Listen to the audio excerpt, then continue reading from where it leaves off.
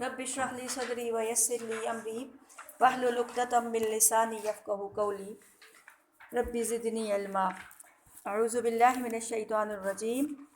بسم اللہ الرحمن الرحیم۔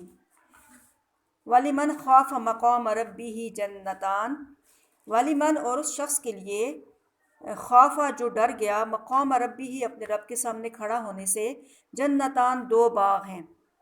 فَبِأَيِّ آلَاءِ رَبِّكُمَا تُكَذِّبَانِ، پھر تم اپنے رب کی کون کون سی نعمتوں کو جھٹلاؤ گے۔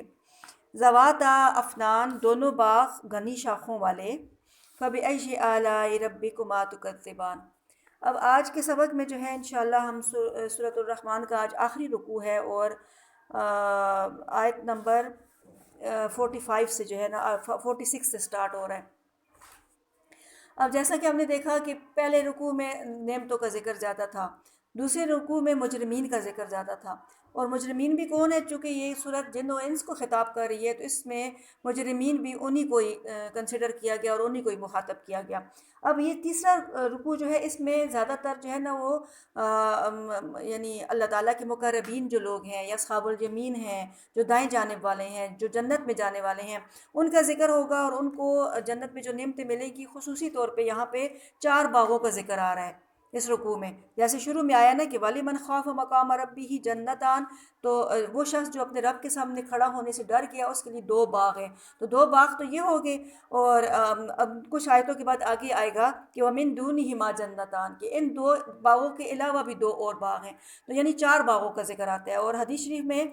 اس کے بارے میں یہ آتا ہے کہ یہ جو پہلے 2 باغ ہیں یہ سونے کے 2 باغ ہوں گے، اور جو دوسرے 2 باغ ہیں وہ چاندی کے 2 باغ ہوں گے۔ اور پہلے باغ جو ہے نا، جیسے اس آیت سے ہی پتہ چل رہا ہے کہ وہ شخص جو اپنے رب کے سامنے کھڑے ہونے سے ڈر گیا تو اس کے لیے 2 باغ ہیں۔ تو اس سے مراد یہ ہے کہ یہ وہ لوگ ہیں، یعنی یہ وہی چیز ہے جو اما پاری کی ایک صورت میں بھی آتا ہے کہ وَأَمَّا مَنْ خَافَ مَقَامَ رَبِّهِ وَنَهَى النَّفْسَ عَنِ الْهَوَىٰ فَإِنَّ الْجَنَّةَ هِيَ الْمَأْوَىٰ، کہ جو شخص اپنے رب کے سامنے کھڑے ہونے سے ڈر گیا اور اس نے اپنے نفس کو خواہشات سے روکے رکھا تو جنت ہی اس کا ٹھکانہ ہوگا۔ یعنی یہاں پہ وہ شخص جو اپنے رب کے سامنے کھڑے ہونے سے ڈر گیا، اس سے مراد وہ مقربین لوگ ہیں، وہ سابقون ہیں، جیسے کہتے ہیں نا اصحاب الجمین ہوں گے قیامت کے دن، اور ایک اصحاب الشمال ہوں گے۔ اصحاب الجمین وہ ہوں گے جو دائیں طرف والے ہوں گے اور وہی جنت والے ہوں گے، اور اصحاب الشمال وہ ہوں گے جو بائیں طرف والے ہوں گے اور وہی جہنم والے ہوں گے۔ لیکن اس کے بعد آگے جو سورہ واقعہ آ رہی ہے اس میں ایک تیسری قسم کا بھی ذکر ہے، ایک تیسرے گروہ کا ذکر ہے جو کہ سابقون ہیں۔ والسابقون السابقون اولئک المقربون، کہ وہ جو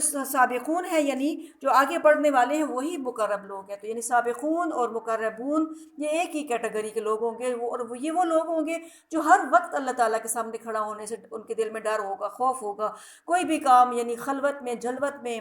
تنہائی میں، محفل میں، کسی بھی جگہ پہ وہ اللہ کی نافرمانی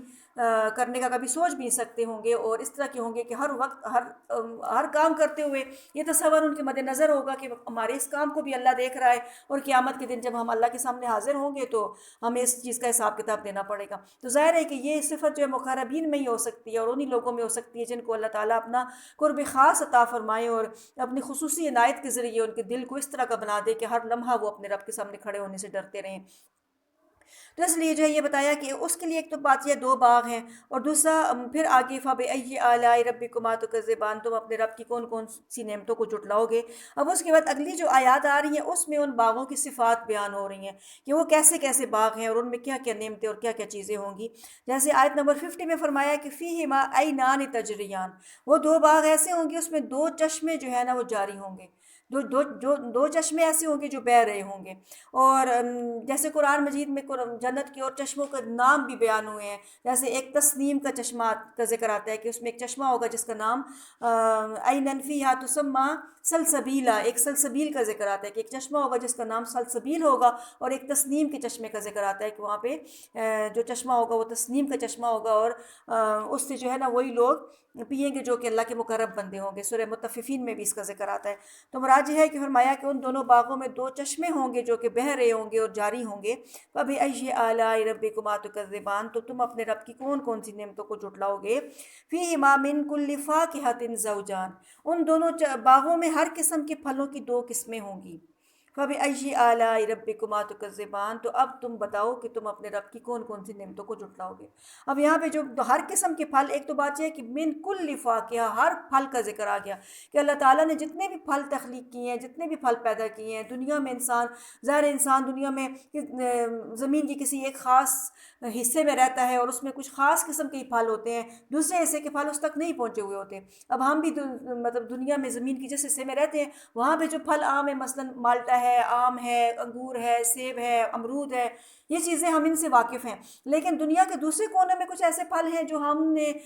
یعنی اتنے واقف بھی نہیں ہے، اگر تھوڑا بہت ہمیں اس سے معرفت ہو بھی تو تب بھی ہم اتنی کثرت سے اس کو یوز نہیں کر سکتے کیونکہ وہ ہماری اپروچ سے باہر ہوتے ہیں۔ لیکن جنت میں یہ بتایا گیا کہ اللہ تعالیٰ نے جتنے بھی پھل بنائے ہوں گے ان سب کی قسمیں وہاں پہ ہوں گی، اور دو قسموں سے یہ بھی بیان ہو سکتا ہے کہ یعنی کچھ وہی پھل ڈرائی فارم میں بھی مل رہے ہوں اور وہی پھل جو ہے نا فریش فارم میں بھی مل رہے ہوں۔ جیسے دنیا میں ہم ڈرائی فروٹ کھاتے ہیں، وہی فروٹ ہوتے ہیں فریش میں بھی کھاتے ہیں، اور پھر جب ان کو ڈرائی کر لیا جاتا ہے تو پھر ڈرائی کی شکل میں کھاتے ہیں، فارم میں کھاتے ہیں۔ تو اس سے یہ بھی مراد ہو سکتی ہے اور یہ بھی مراد ہو سکتی ہے کہ پھل تو ایک ہی ہو لیکن اس کی قسم، اس کی خوشبو، اس کی افادیت جدا جدا ہو، اس کی اللہ تعالیٰ نے جو ہے نا ایک ہی پھل کی دو قسمیں بنا دی ہوں۔ تو بہرحال جو ہے نا یہ نعمت بتانے کے بعد بھی پھر اللہ تعالیٰ نے سوال کیا کہ اپنے رب کی تم کون کون سی نعمتوں کو جھٹلاؤ گے۔ متکئین علی فرش بطوائنها من استبرق، متکئین وہ تکیہ لگائے ہوں گے، علی فرش ایسے بچھونوں پر، ایسے بستروں پر، بطوائنها کہ جن کے استر من استبرق باریک ریشم کے ہوں گے۔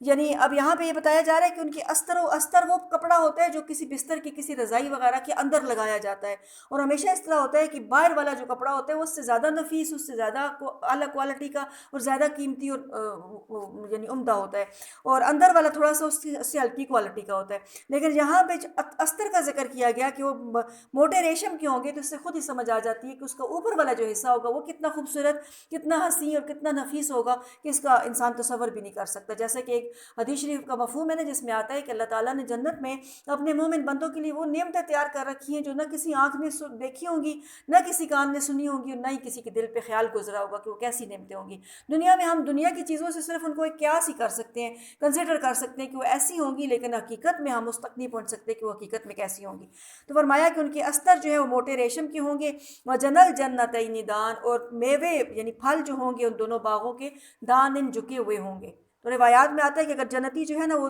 کوئی بھی پھل کھانے کی خواہش کرے گا تو اگرچہ اپنی مسند پہ، اپنے بستر پہ لیٹا ہوا ہی ہوگا، اور لیٹے لیٹے ہی وہ دل میں خواہش کرے گا کہ یہ پھل اس نے کھانا ہے، تو پھل خود لٹک کے اس کے پاس آ جائے گا اور وہ اس کو توڑ بھی لے گا، یا اس کو منہ سے ہی اگر کھانا چاہے تو کھا سکے گا۔ یعنی کوئی بھی چیز کسی کی اپروچ سے باہر نہیں ہوگی، بلکہ ہر جگہ پہ بیٹھے بیٹھے انسان کی اپروچ یعنی دور دور تک ہوگی کہ جو بھی سننا چاہے گا سن سکے گا، جو دیکھنا چاہے گا دیکھ سکے گا، اور جس چیز کو بھی حاصل کرنا چاہے گا تو فوراً اس کے پاس آ جائے گی۔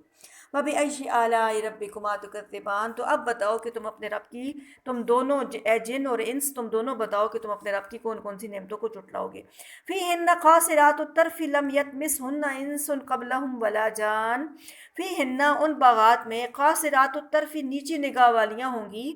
لم یطمثہن نہیں چھوا ہوگا انہیں، انسن کسی انسان نے، قبلہم ان جنتیوں سے پہلے، ولا جان اور نہ ہی کسی جن نے۔ فَبِأَيِّ آلَاءِ رَبِّكُمَا تُكَذِّبَانِ، تو یعنی اس جنت میں ایسی نیک شریف اور ایسی خوش اخلاق حوریں ہوں گی، ایسی عورتیں ہوں گی کہ وہ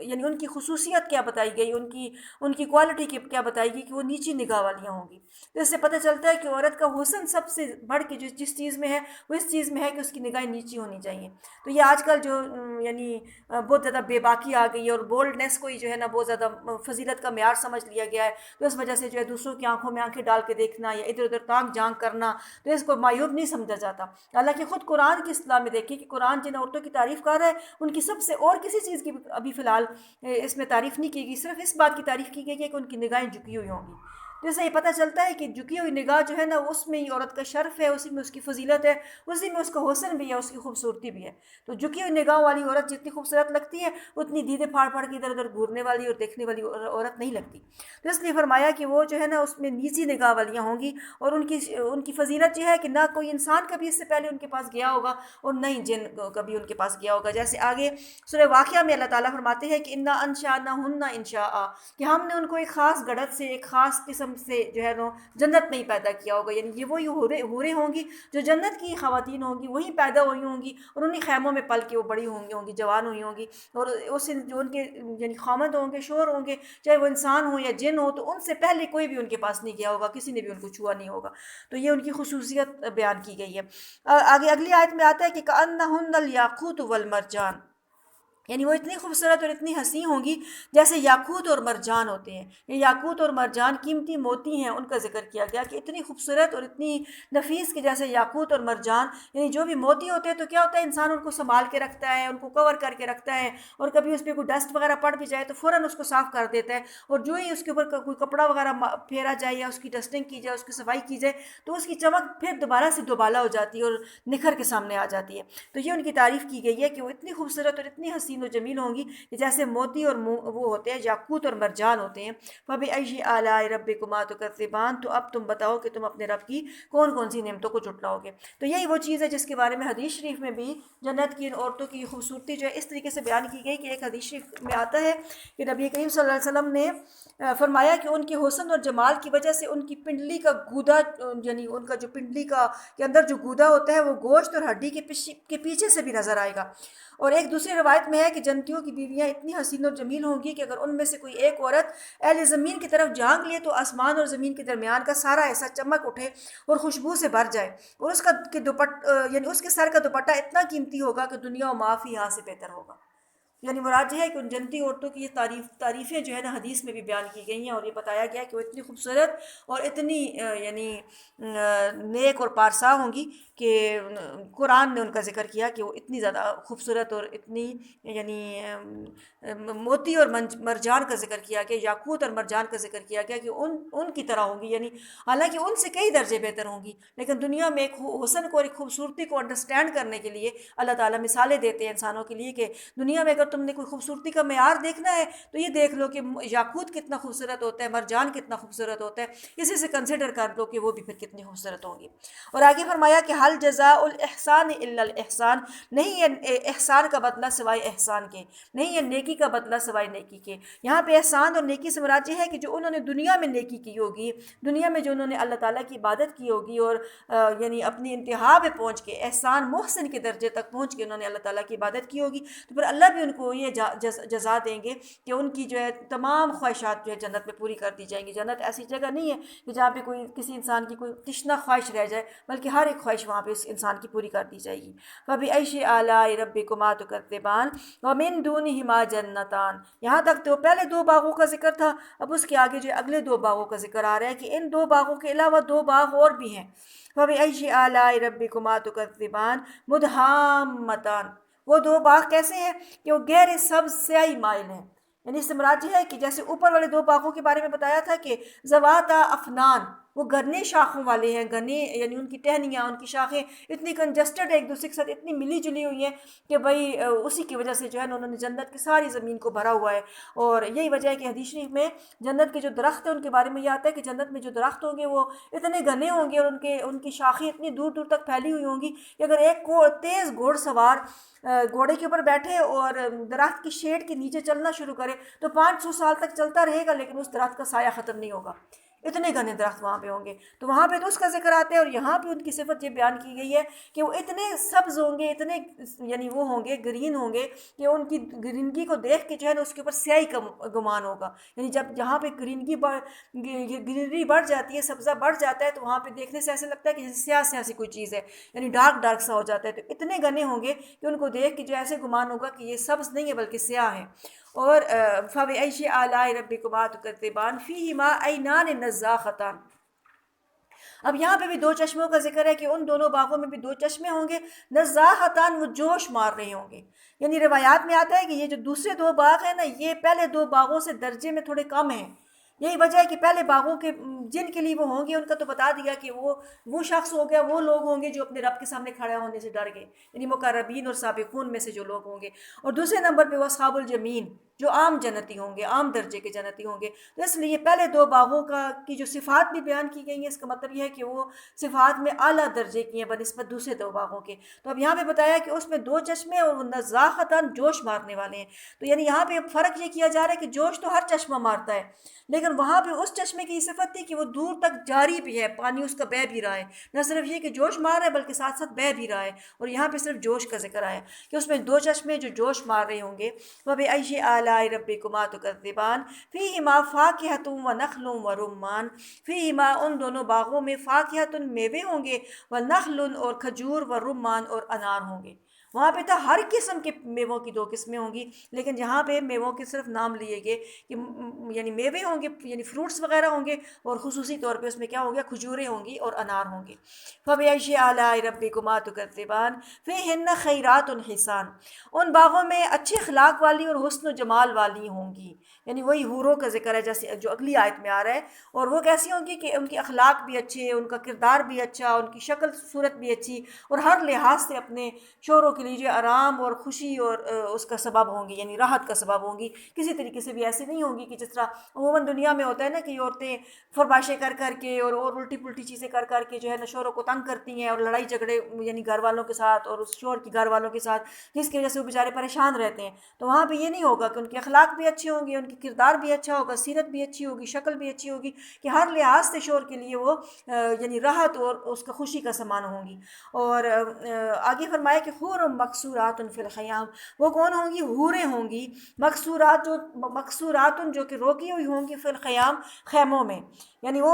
ایسی حوریں ہوں گی جو انہی خیموں میں پیدا ہوئی ہوں گی، ادھر ہی بڑی ہوئی ہوں گی، اور اسی خیموں میں ہی وہ رہیں گی، انہی میں زندگی گزاریں گی۔ اور ایک روایت میں آتا ہے کہ ان کے خیمے جو ہے دور دور تک پھیلے ہوئے ہوں گے، اور اس میں جنتی چلے گا پھرے گا، اور اس کے اندر اس کے اہل و عیال ہوں گی، اور ایک کونے کے لوگوں کو یعنی اس کے اہل و عیال کو دوسرے کونے والوں کو نہیں پتہ ہوگا، یعنی وہ آپس میں نہیں ملیں گے ایک دوسرے کے ساتھ، لیکن وہ جنتی ان کے پاس آئے گا اور جائے گا۔ تو فرمایا کہ وہ ایسی حوریں ہیں جو کہ روکی ہوئی ہے خیموں میں۔ وَبِأَيِّ آلَاءِ رَبِّكُمَا تُكَذِّبَانِ لَمْ يَطْمِثْهُنَّ إِنسٌ قَبْلَهُمْ وَلَا جَانٌ، نہیں چھوا ہوگا کسی انسان نے انہیں اس سے پہلے، اور نہ ہی کسی جن نے۔ یہ صفت ان حوروں کے بارے میں بھی تھی جو دوسرے پہلے والے دو باغوں میں ہے، اور اس میں بھی وہی صفت ہے کہ یعنی سب سے بہتر خصوصیت کسی عورت کی، نیک اور شریف عورت کی، یہی ہوتی ہے کہ اس کے شوہر سے پہلے جو ہے وہ کسی کے پاس نہ گئی ہو، نہ اس کے پاس کوئی آیا ہو۔ یہی وجہ ہے کہ ایک دفعہ ایک روایت میں آتا ہے کہ نبی کریم صلی اللہ علیہ وسلم نے صحابہ کرام کا مجمع تھا، بیٹھے ہوئے تھے، تو آپ نے صحابہ کرام سے سوال کیا کہ تم لوگ یہ مجھے بتاؤ کہ عورت کے لیے کیا بہتر ہے۔ تو سارے صحابہ کرام اس پہ سوچ میں پڑ گئے، اور کسی کو بھی سمجھ نہیں آ رہی تھی۔ اتنے میں کیا ہوا کہ حضرت علی اٹھ کے چلے گئے، اور تھوڑی دیر بعد واپس آ گئے۔ تو جب واپس آئے تو نبی صلی اللہ علیہ وسلم نے پوچھا کہ ہاں آپ کیا جواب لے کے آئے ہیں؟ تو حضرت علی نے فرمایا کہ عورت کے لیے یہ بہتر ہے کہ نہ وہ کسی غیر مرد کو دیکھے، اور نہ اسے کوئی غیر مرد دیکھے۔ تو پھر نبی صلی اللہ علیہ وسلم نے جب ان سے پوچھا کہ آپ یہ کہاں سے معلوم کر کے آئے ہیں، تو انہوں نے فرمایا کہ میں ابھی گیا تھا اور فاطمہ سے پوچھ کے آیا ہوں۔ تو پھر تب نبی صلی اللہ علیہ وسلم نے فرمایا کہ ہاں فاطمہ مجھ سے ہے، یعنی میرے جگر کا ٹکڑا ہے، تو یعنی اس نے وہی جواب دینا تھا جو کہ میری منشا تھی۔ تو مراد یہ ہے کہ بہترین کوالٹی جو ہے عورت کی یہی ہوتی ہے کہ وہ نہ وہ کسی مرد غیر مرد کو دیکھے، اور نہ کوئی غیر مرد اس کو دیکھے۔ تو یہ جو ہے نا، اسلام سے پہلے کیا ہوتا تھا کہ عورتوں کو زندہ دفن کر دیا جاتا تھا، پھر اسلام نے عورتوں کو حقوق دلوائے، کم از کم جو ہے سب سے یعنی ایک بنیادی حق اس کا زندہ رہنا جو تھا، تو وہ اسلام نے اس کو دیا۔ نہ صرف یہ کہ وہ دیا، بلکہ اس سے بھی بڑھ کے اور کتنے حقوق یعنی جتنے بھی اس کو ضرورت ہے وہ سب کے سب اس کو اسلام نے دیے۔ تو اب کیا ہے کہ وہی عورت اس اسلام سے ہی آزادی حاصل کرنا چاہتی ہے، اور اس اسلام کے احکامات ہی اس کو بوجھ لگتے ہیں، اور پھر یعنی دنیا میں کتنے فسادات مچ رہے ہیں، اور کہیں دور جانے کی کیا ضرورت ہے کہ ہم مغرب کو الزام لگائیں، یا ہم غیر اقوام کو یعنی غیر مسلم اقوام کو الزام لگائیں۔ خود ہمارے اپنے اندر ہماری بہن بیٹیاں کیا کچھ کر رہی ہیں کہ اللہ تعالیٰ سب کو ہدایت عطا فرمائے، اور سب کو جو ہے نا اپنا خوف اور اپنا ڈر ان کے دلوں میں پیدا فرمائے۔ تو ایسی ایسی چیزیں سامنے آتی ہیں، اور ایسی ایسی باتیں جو ہے نا وہ میڈیا میں آتی ہیں یا اخباروں میں آتی ہیں کہ انسان پڑھ کے سن کے رونگٹے کھڑے ہو جاتے ہیں۔ تو اللہ تعالیٰ سب کی بیٹیوں کی، بہنوں کی ان کو ہدایت عطا فرمائے اور ان کی عزت محفوظ رکھے۔ تو فرمایا کہ ویسی ہوں گی کہ نہ تو ان کو کبھی کسی جن نے چھوا ہوگا، اور نہ ہی کسی انسان نے چھوا ہوگا۔ فَبِأَيِّ آلَاءِ رَبِّكُمَا تُكَذِّبَانِ مُتَّكِئِينَ عَلَىٰ رَفْرَفٍ خُضْرٍ وَأَبْقَرِيشٍ حِسَانٍ، وہ تکیہ لگائے ہوں گے عَلَىٰ رَفْرَفٍ ایسی مسندوں پر، خضر جو سبز رنگ کی ہوں گی۔ رفرف سے مراد سبز رنگ کی مسند، ریشمی چیز جو ہوتی ہے، یا ایسی جو نقش و نگار جس کے اوپر بنے ہوئے ہوں، جیسے آج کل جیسے ہم کہہ سکتے ہیں کہ جیسے رگز وغیرہ ہوتے ہیں جو یعنی تھوڑے موٹے بھی ہوتے ہیں اور ریشمی بھی ہوتے ہیں بھی ہو سکتے ہیں، اور اس کے اوپر کچھ نہ کچھ ڈیزائننگ کی ہوئی ہوتی ہے، وہ اب قری یعنی حسان اور خوبصورت غالیچوں کے اوپر. تو اب قری کا بھی مطلب ہے یعنی ایک عمدہ، بہت ہی عمدہ اور نفیس چیز. تو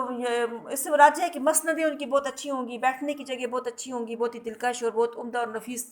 چیزوں سے بنی ہوئی ہوں گی. فَبِأَيِّ آلَاءِ رَبِّكُمَا تُكَذِّبَانِ، تو تم اپنے رب کی کون کون سی نعمتوں کو جھٹلاؤ گے اے جن و انس. تبارک اسم ربک ذی الجلال والاکرام، بابرکت ہے آپ کے رب کا نام جو کہ بڑی عزت اور بہت ہی یعنی بہت ہی جلال اور بہت ہی عزت والا ہے. تو اب آگے آخری آیت میں یہ بتا دیا کہ بھئی یہ ساری نعمتیں کس کی طرف سے ہیں یا کس کے نام سے منسوب ہیں؟ وہ صرف اللہ تعالیٰ کی طرف سے ہے اور اللہ کے نام سے منسوب ہے. اللہ تعالیٰ ہی ان ساری نعمتوں کو پیدا کرنے والا ہے، تو وہ یہ ساری نعمتیں کیوں نہ دے؟ اس وجہ سے کہ اس کا تو نام ہی بڑا بابرکت ہے. جیسے تبارک الذی میں کیا صورت میں کیا آتا ہے کہ تبارک الذی بیدہ الملک، کہ بڑا ہی بابرکت ہے وہ ذات جس کے ہاتھ میں بادشاہی ہے. تو یہاں پہ بتایا کہ یہ ساری برکتیں کس نے عطا کی ہیں؟ جو اللہ تعالیٰ نے عطا کی. اور اللہ تعالیٰ کیا ہے کہ اس کا تو نام ہی بڑی برکتوں والا ہے اور وہ بہت ہی جلال والا اور بہت عزت و اکرام والا ہے. تو اللہ تعالیٰ ہمیں بھی یہ جو تیسرے رکوع میں جن باغوں کا ذکر کیا گیا اور جن اپنے مقربین کا ذکر کیا گیا، جن اصحاب الجمین کا ذکر کیا گیا، جن اپنے نیک لوگوں کا ذکر کیا گیا کہ جن کو اللہ تعالیٰ یہ باغ عطا کریں گے، یہ نعمتیں عطا کریں گے، اللہ تعالیٰ ہمیں بھی ان لوگوں میں شامل فرمائے. اور پھر دوسری بات یہ ہے کہ یہ جو اس صورت میں جیسے شروع میں بھی میں نے بتایا تھا کہ یہ والا کلمہ کہ